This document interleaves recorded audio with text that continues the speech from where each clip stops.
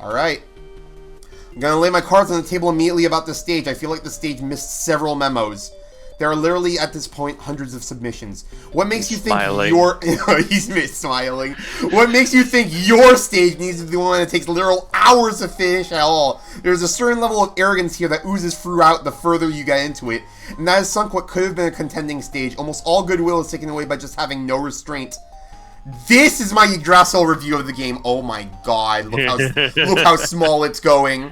Yo. I apologize for nothing. Stage had started to lose its appeal partway through the first elements, but had the stage ended there and then, I dare say I might have come away much more positive. The glitch woman path. Eye roll, sighs, going and getting more caffeine. Here I am. Now I am forced to trek through another entire stage of this all.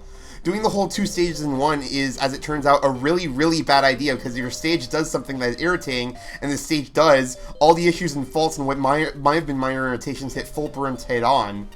The judges basically need to replay stages a few times to get an accurate idea of it. That issue is really compounded with multiple elements and a sprawling level of hidden and often hard to get crap. That second element by itself shot this level in the foot, and then the other issues kept on shooting. Stage is very pretty, real life to it all, looks nice. New graphical elements are cute, and I'd maybe like the Kirby and Mario on the run segments if they hadn't been stuck on the tail end of the second element, but I digress. 3D model enemies are very, very impressive.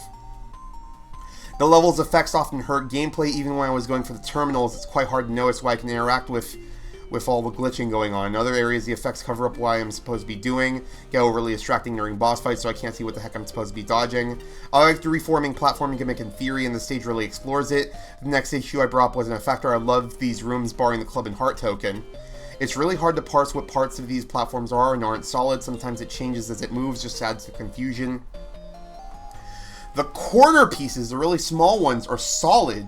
You'll often bonk into something if you try and best time yourself, often straight into the pay of spikes is a recurring issue. Enemies. I hate them. The new Met, the guy from Mega Man 11, I hate the responding purple ball get thing that really makes going after the more finicky terminal and tokens the right ball ache. Ooh, he said ball ache. Weapons barely help here. Why does the purple get respawn? Why? In another stage, I might have found the Kirby and Monty rooms cute. Kirby area amounts not a lot, just kind of extra padding on an already padded level. Monty area is quite obnoxious. Mega Man is too big a character to easily and naturally move around 8x8 blocks, and the already thin patience is worn out further trying to go through enemies you can't actually deal with. Being locked into a checkpoint because you feel the token is cute too. Ow. Oh. This has to be one of the worst stages to try 100%. Virtually every single token challenge is beyond obnoxious, finicky. I just can't do some of them. Even with weapons, maybe age and my hand injury have something to do with it, but at the end of the day, I legitimately can't get some of these. That club one is so finicky, so taxing, and so awkward to time that climb, and way too punishing. They're asking way too much of the player. I couldn't even find the heart token without relying on external help. Been very kind to tokens that just rely on the player just paying attention to their surroundings, and don't even mind them being a bit sneaky about it. This right here, no visual clue, nothing. It's just an arbitrary location and a level that has not all been consistent about whether or not rooms with no walls can be scrolled through. Let's be honest, I can't do this challenge either. It's about on par with the club token. What was the heart token? 2 in 1 stage, 183 other bloody entries. I've managed almost everything else they threw at me, even to the point of perfect running areas and bosses. I draw the line with, I'm not physically hurting myself for this. Sure, the Kirby Superstar mini-boss, RPG mini-boss was cute, but I had quite enough by that point. Let's not get started with the terminal nonsense. Fu Man wasn't fun. Turning arbitrarily invincible is one thing, but he has a lot of very tricky attacks and not nearly good enough tells to make dodging anything about crapshoot. Oh, did he play exclusively on Brutal Mode? Maybe. Glitch Woman is a better boss fight, using the Magma Level 2 Fortress boss theme to do no favors. If anything, it detracts looks. I'm so cool, I'm basically a guardian. She is better than Fu Man, her tells are more reasonable. Stages dragged on by so long. By this point, I don't care anymore, don't want to bother doing anything more than using a weakness and haphazardly end the fight. Here's my final argument on why I think the stage failed so hard. 48 out of 100, by the way, it's not even his lowest ranked. I mean, that makes sense, because there's a lot of objective good here, but I can tell that subjectively there's a lot of shit that rubbed him the wrong way. I can't really blame him for that. Stages can either be greater than or lesser than the sum of their parts. If a competent level nevertheless results in a dreadful experience, that stage is worse than a jank fest with some mediocre areas that overall results in a fun playthrough. Let's give a canonical example. Mega Man Powered Up versus the original NES game comes to mind. Yes, Powered Up is technically superior to MM1 and NES. More characters, modes, more everything. Even as a few levels are straight up improvements. I'd much rather play the original. I'm sorry! That's a hot take, bro! That's crazy! Mega Man 1 NES is rough, dude! Saying you would rather play it over Power Up is crazy!